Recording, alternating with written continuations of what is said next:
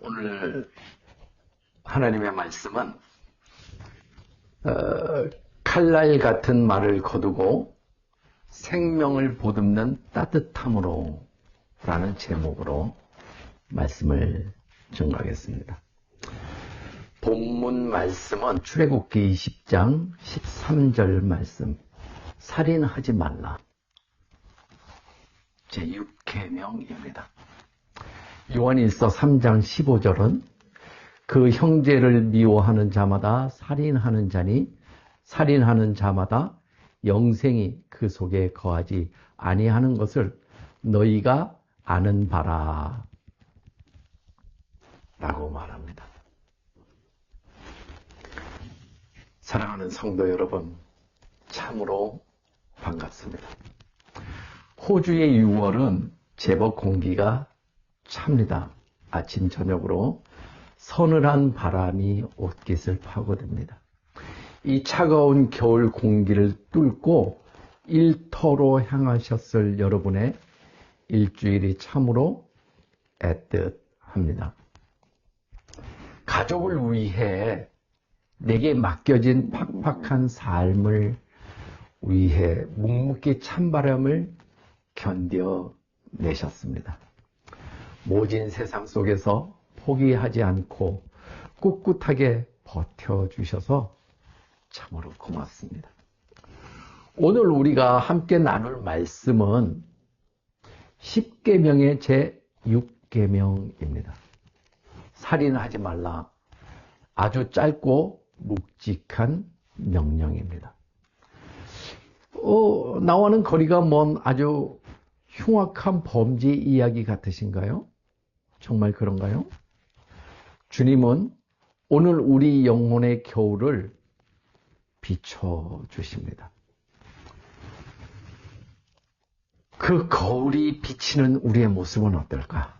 우리가 미처 몰랐던 보이지 않는 칼날을 조용히 거두고 얼어붙은 생명을 품어내는 따뜻한 이야기 속으로 들어가 보도록 하겠습니다.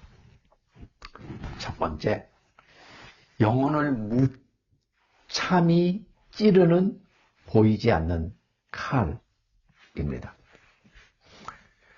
우리가 10계명, 6계명에 살인하지 말라라고 하니까 당연한 얘기지. 세상도 안 하는 일인데 우리가 험악하게 사람들을 살해하고 그런 일 안 하지 라고 생각합니다. 보편적으로 대부분의 사람들이 그렇습니다.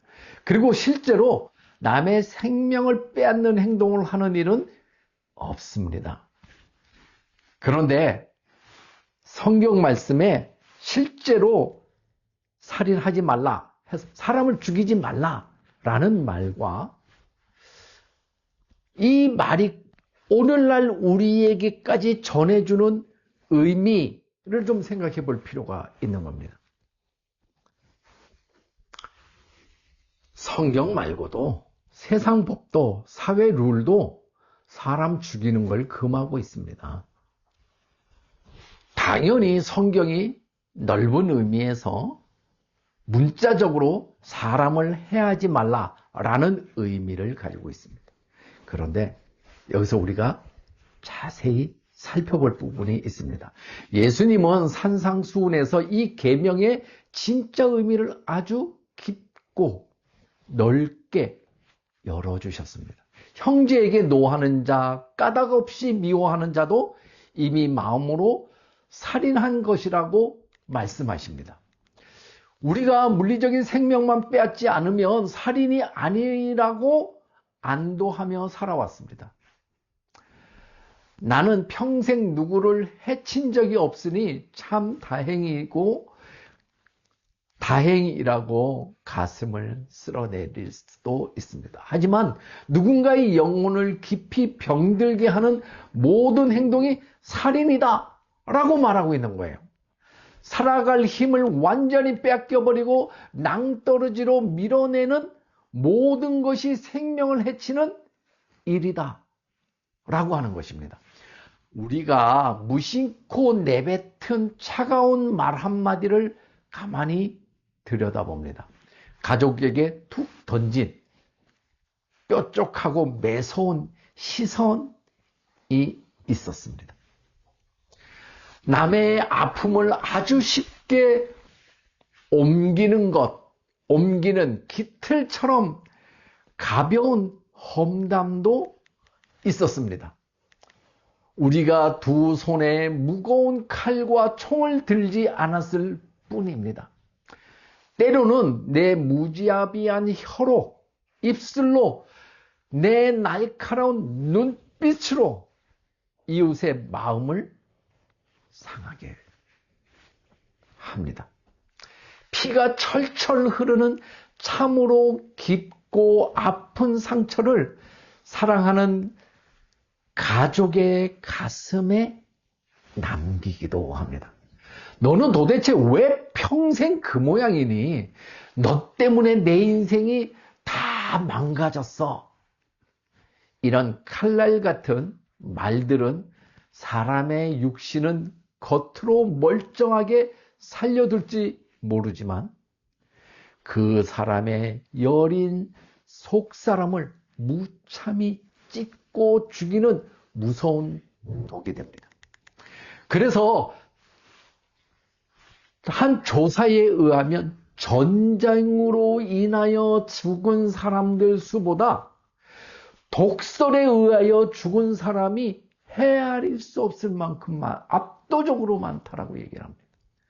우리 입에서 나오는 독설이요, 전쟁을 통해서 생명을 낳는 것보다 더 많이 사람을 죽일 수 있다라고 얘기를 합니다. 종이의 손가락을 심하게 베어본 적이 있습니까? 종이는요, 칼날처럼 크지도 않고 무겁지도 않습니다. 아주 얇고 가볍고 팔락거립니다. 하지만 무심코 쓱 스친 그 얇은 종이에 베인 상처는 며칠 동안이나 몹시 아픕니다. 오이씨, 후, 이럽니다. 물이 닿을 때마다 찌릿거리고 아파서 자꾸만 움츠리게 됩니다.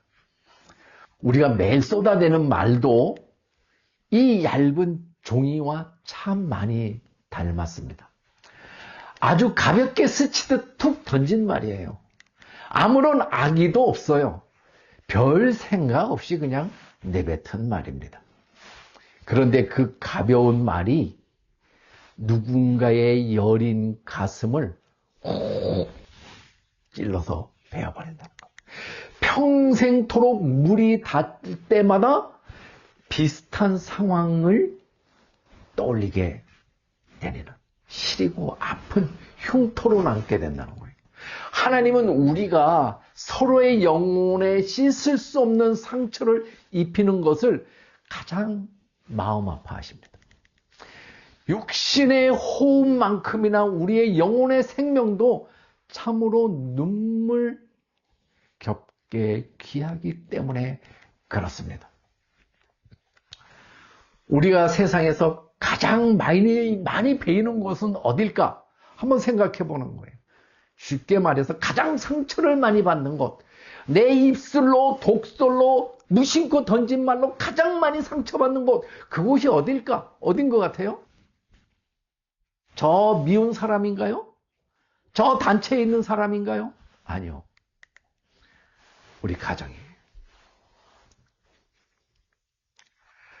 가장 가깝고 편하다는 핑계로 우리는 무례함을 극치를 이루어요. 누구나 쉽게 너무나 쉽게 정당화시켜요. 배우자의 가장 연약한 약점을 향해 가장 아픈 말을 정확하게 찔러대요. 남들은 내가 그렇게 부족하고 연약하고 어디가 아픈지를 몰라요. 뭘 잘못하고 뭘 잘하는지 남들은 몰라요. 근데 그걸 가장 잘하는 사람이 누구예요? 우리 가족이에요. 나의 부족한 부분도, 나의 못난 부분도, 나의 실수하는 부분도, 내가 매일 반복되어지는, 잘못되어지는 부분도 누가 제일 잘 알아요? 일주일에 한 번 만나는 권사님이 합니까? 집사님이 합니까? 장로님이 합니까? 잘 몰라요. 가장 잘하는 거는요, 가족. 함께 삽니다. 그 가족이 가장 아픈 곳을 싹 스치고 지나가는 거. 어떤 사람은 독하게, 어떤 사람은 무의식 중에, 어떤 사람은 습관적으로 찔러대는 거예요.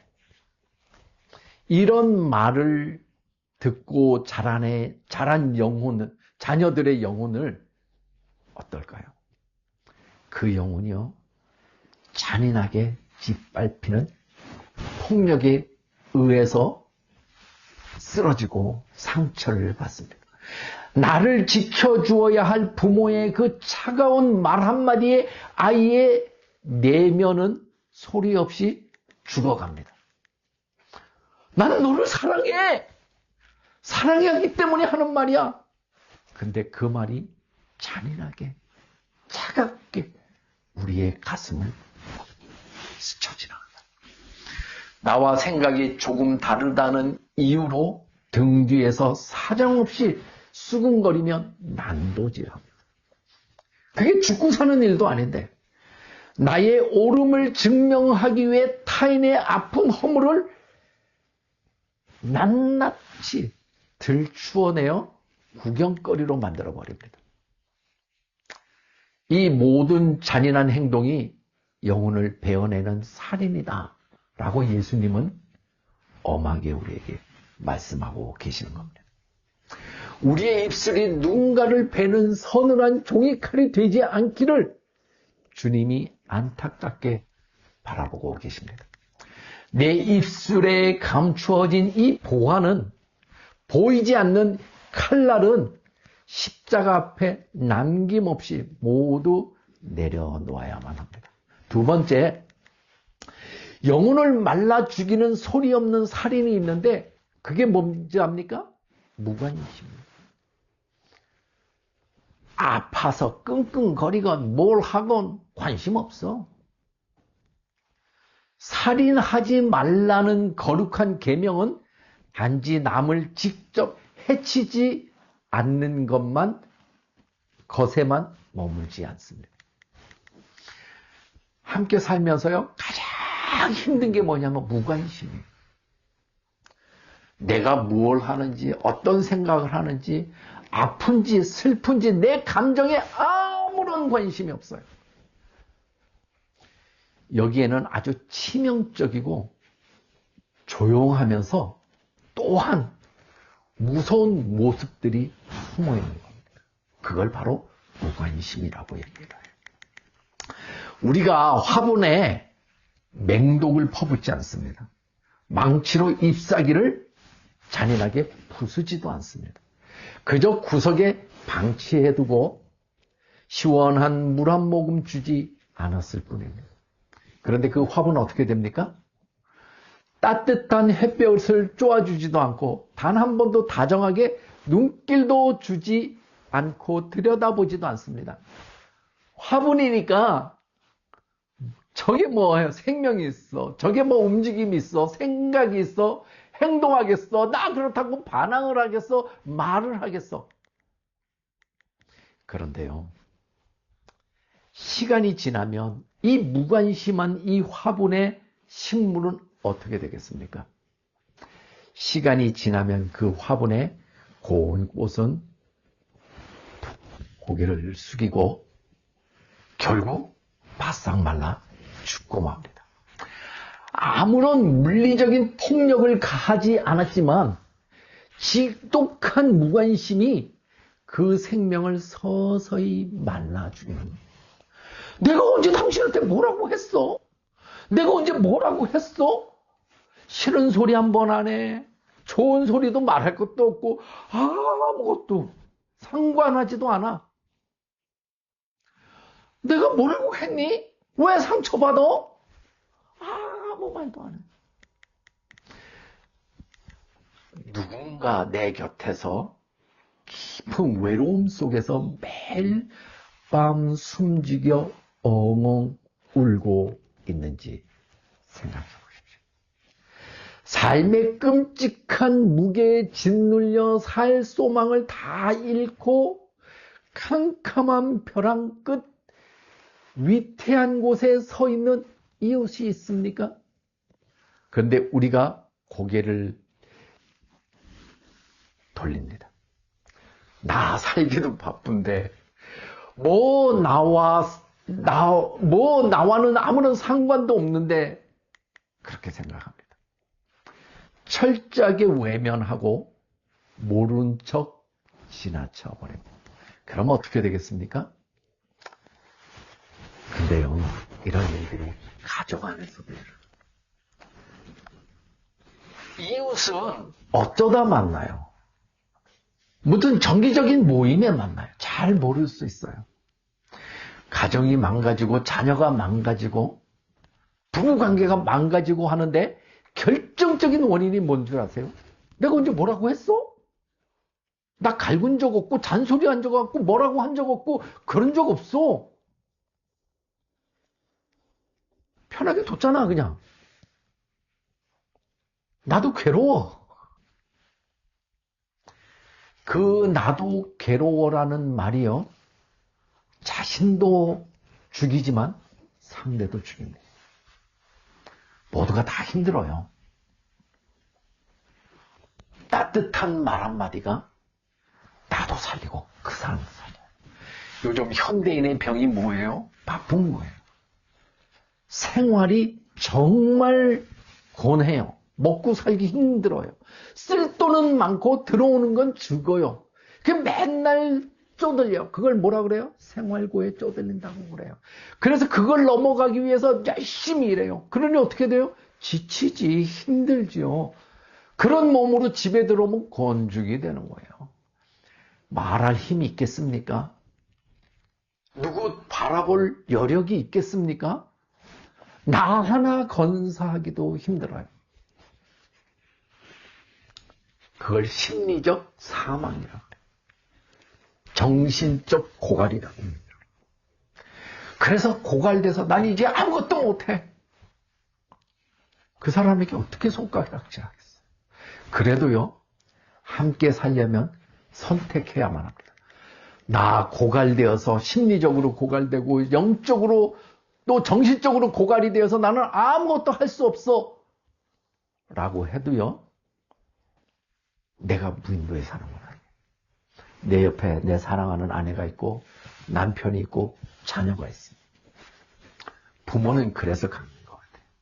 부부는 그럴 때 함께 힘내라고 붙여주고 함께 하는 것 같아요. 그럴 때 여보 참 고생 많았어.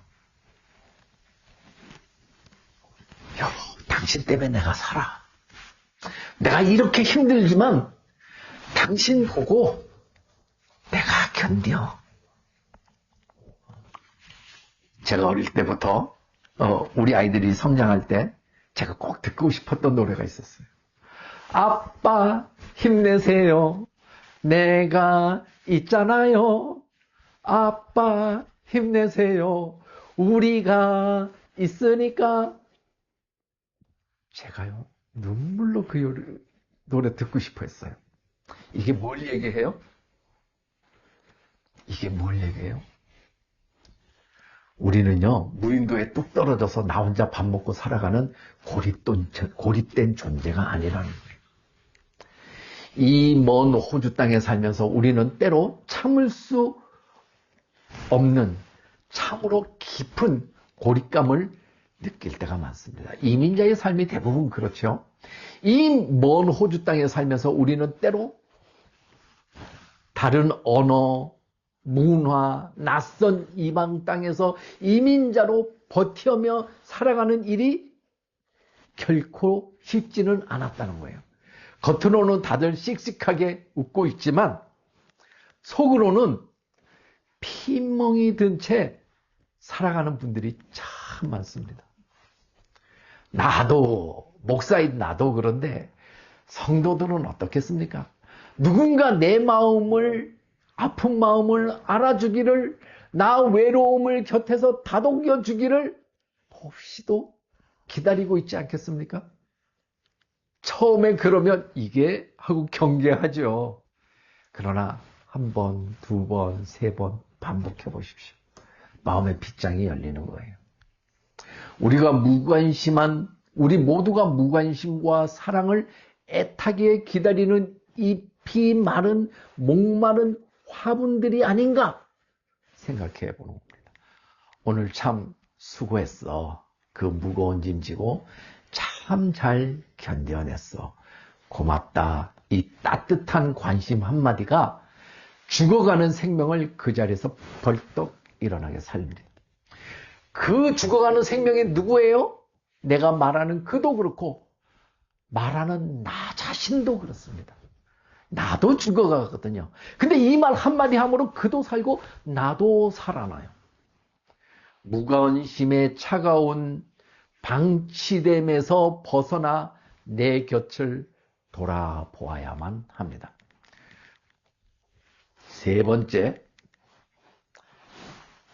적극적으로 생명을 피워내는 거룩한 영적 구조대원이 되는 겁니다. 하나님이 살인하지 말라고 하신 것은 진짜 깊은 목적은 과연 무엇일까? 이것은 단지 남을 함부로 해치지 말고 얌전히 가만히 있으라라고 하는 소극적인 금지가 아니라는 겁니다. 이 계명에 담긴 하나님 아버지의 참으로 애틋한 본심은 이런 겁니다. 내가 너희에게 준 이 호흡과 생명이 이토록 귀하니 그러니 서로의 생명을 적극적으로 지켜주렴. 죽지 않도록 지켜주라는 얘기예요. 죽이지 말라는 단호한 말씀은 곧 그가 죽지 않도록 세워주고 지켜주라는 그런 말이에요. 살려내라는 그런 뜻입니다. 한겨울 매서운 눈보라가 치는 캄캄한 밤 꽁꽁 언 손을 녹일 모닥불이 하나 있다고 상상해 보십시오. 장작을 넣고 타닥타닥 불을 피우면 그 밝은 주변이 금세 포근하고 훈훈해집니다. 살인하지 말라는 말은 이런 말과 같은 얘기예요. 누군가를 포근하게 훈훈하게 감싸주라는 거예요. 나 혼자 따뜻하게 쬐겠다고 두 팔로 꽉 감싸 안고 있으면 어떻게 됩니까? 다 죽어요. 생명을 살리는 따뜻한 온기는 밖으로 넓게 퍼져나가야 돼요. 바로 비로소 그렇게 할 때 퍼져나갈 때 비로소 진짜 생명력이 있게 되는 거예요. 우리가 거친 세상에서 낙심하여 죽고 싶을 만큼 마음이 와르르 무너져 내릴 때가 있습니다. 빛 한 줄기 들어오지 않는 캄캄한 동굴 속에 홀로 갇힌 것처럼 주저앉아 엉엉 울 때가 있습니다. 그때 누군가 가만히 다가와 흙먼지 묻은 내 거친 손을 두 손으로 꼭 잡아주며 나를 안아주며 이렇게 말합니다. 집사님, 참 많이 힘드셨죠? 제가 곁에서 같이 기도하겠습니다. 선교사님, 많이 외로우시죠? 제가 선교사님을 위해서 정기적으로 잊지 않고 기도하겠습니다. 이 다정하고 뭉클한 한마디에 우리는 얼어붙은 눈물을 닦고 다시 살아갈 힘을 얻지 않겠습니까? 죽어가는 상한 영혼에 따뜻한 온기를 훅 불어넣는 다정한 격려 아니겠습니까? 외로움에 떠는 사람에게 먼저 다가가 기꺼이 내어주는 참으로 넉넉한 넓은 곁 아니겠습니까? 이것이 바로 하나님이 제6계명을 통해 우리에게 간절히 바라시는 생명을 살리는 사명입니다. 우리는 단순히 세상의 법을 어기지 않았다고 뽐내는 수동적이고 이기적인 사람들이 아니라는 거예요. 세상이라는 차갑고 깊은 바다에서 숨이 막혀 빠져가는 영혼을 힘껏 건져 올리는 구조 대원이 되어야 하지 않겠습니까?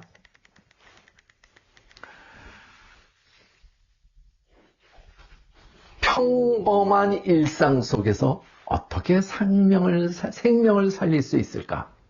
아주 거창한 봉사나 대단한 물질적인 헌신을 말하는 것은 절대 아닙니다. 하루 종일 가족을 위해 수고한 늙은 배우자의 어깨를 부드럽게 주물러주는 다정한 손길. 말이 필요 없어. 그죠? 잠들어 있는데 옆에 와서 말없이 머리 한번 싹 만져주고 하는 그 손길.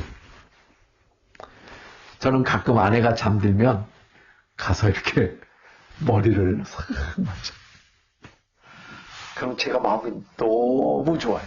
아내는 잠들어 있으니까 제가 만지는 손길을 잘 모르겠지만 가끔은 발을 이렇게 만져요. 마음이 제가요 푸근해져요.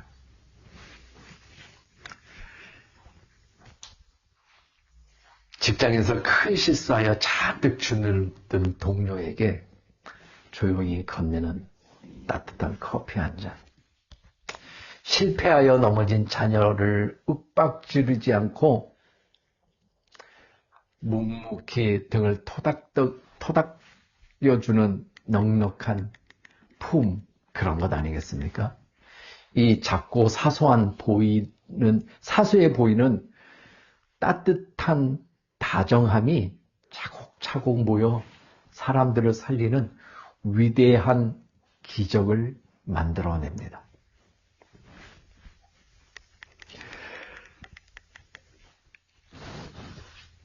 그런데 우리에게 한계가 있습니다. 나도 그렇게 하고 싶어. 그런데 안 돼. 이게 우리의 한계예요. 나는요, 그런 사람이 아니야. MBTI를 검사해도 나는 그런 종류의 마음이 있는 감성적인 사람이 아니야. 우리가 어떻게 나를 찌르고 아프게 한 미운 사람을 그토록 넉넉하게 용서할 수 있겠습니까? 안 돼요. 그래서 주님은 얘기하는 거예요. 너는 안 돼. 내가 할 수 있는 것은 없어. 그래서 내가 너를 위해서 십자가에서 피 흘려 죽기까지 모범을 보였어. 너는 안 되는 거 나도 알아. 그러니 너는 나를 의지해 라고 얘기하는 거예요. 이게 신앙입니다. 주님, 저는요 내 아내를 정말 몸을 다해서 사랑하고 마음을 다해서 사랑하고 나의 감성을 다해서 사랑하길 원해요. 근데 나한텐 그런 기질이 없어요. 안 돼요. 주님, 내 아내를요 정말 사랑해요. 그래서 결혼했고 자녀도 낳지 않았겠어요? 그런데요, 저한테 그런 감성이 안 생기는 것 같아요. 태어날 때부터 없는 것 같아요. 제 아내가 힘들어할 때 내가 같이 품어주고 눈물 흘려주고 토닥거려주고 위로해주고 격려해주고 그러고 싶은데요, 저한테는요 왜 그런 걸 안 주셨어요? 그렇게 말할 수 있어요. 근데 그 말은요 다 사실이에요. 실제로 우리에게 그런 게 없어요. 그래서 주님을 바라보는 거예요. 주님 앞에 눈물 흘리는 거예요. 주님, 내 남편이, 내 아내가 저렇게 아파하고 울고 있습니다. 근데요, 내가 할 수 있는 게 없네요. 주님 도와주세요. 주님, 내가 저를 바라볼 수 있다는 것을 도와주세요. 주님 어떻게 하실 것 같습니까? 주께서 당신이 나를 위하여 피 흘리신 그 사랑의 모습이 주님을 통하여, 나를 통하여 주님의 그 사랑이 흘러가게 만들어 주시고, 우리가 할 수 없는 일을 그분이 하시고, 그래서 그분께 의지하는 겁니다. 주님께 의지하는 겁니다. 그 크고 눈물겨운 십자가의 사랑이 돌처럼 굳어 죽어있던 우리의 영혼을 다시 살려내는 겁니다. 나는 선천적으로 안 되는데 우리는 바로 그 사랑이 그 다음 없는 생명의 피로 다시 움직이게 하는 원동력이 된다는 거예요. 내 안에 예수님이 부어주신 그 따뜻한 생명이 폭수처럼 가득 차오를 때 비로소 기적이 일어나는 겁니다. 다시 말하면 내가 그렇게 안 되는 것은 선천적인 이유가 아니라 주님의 사랑이 내게 넘쳐나지 않았다는 이유입니다. 나 같은 끔찍한 죄인도 주께서 조건 없이 용서받고 다시 살려냈는데 당신의 허물쯤이야 내가 기꺼이 덮어줄 수 있어. 그렇지 않겠습니까?